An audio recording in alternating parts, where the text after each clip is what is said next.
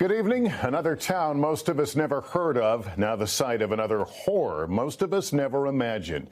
It happened in the eastern Ukraine city of Kramatorsk, what U.S. officials say was a Russian short-range ballistic missile striking a train station where several thousand civilian refugees waited for passage to safer regions. The results, we should warn you, are what we have sadly come to expect in Russia's scorched earth invasion. Baby strollers, backpacks, bags of food littered around red-stained sidewalks, a stuffed toy that appears to be soaked in blood, and plastic sheets covering the dead, at least 50 of them, 5 children. And as we have also come to expect, Russia once again denying they are behind the atrocity. Gabe Gutierrez leads off our coverage from Kyiv tonight. This is the chaos right after the gruesome attack. The train station in eastern Ukraine, now the scene of a massacre. This was no military target.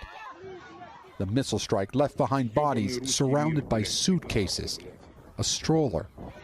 These were refugees trying to escape violence. Instead, it rained down upon them. Ukrainian officials say the missile killed at least 50 people, including 5 children, and that another 100 were wounded. What did we do to deserve this man says. We're civilians. Just yesterday, the train station in the eastern city of Kramatorsk had looked like this, packed with thousands of people, mostly women and children, refugees heading west, warned by authorities to leave ahead of Russia's new onslaught, expected in the coming days.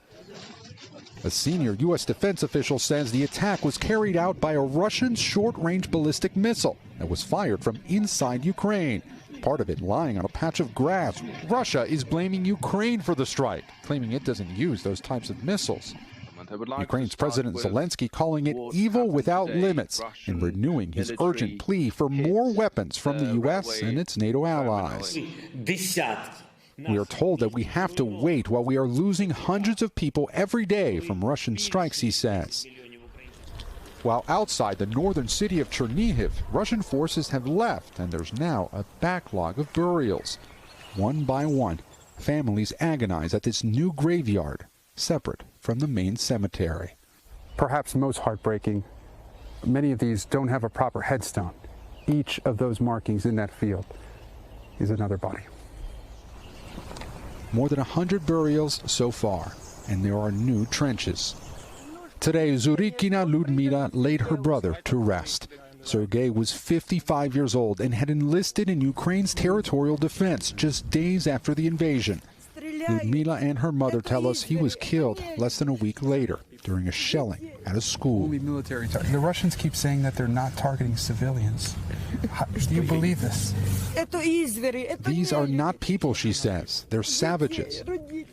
They'd waited more than a month to bury him. The constant shelling had made it too dangerous. He is finally at peace, she says, but she and her country are not. Such heartbreaking stories, Gabe. And now Ukraine is saying this attack we've seen in the train station could be a preview of what will happen in the east.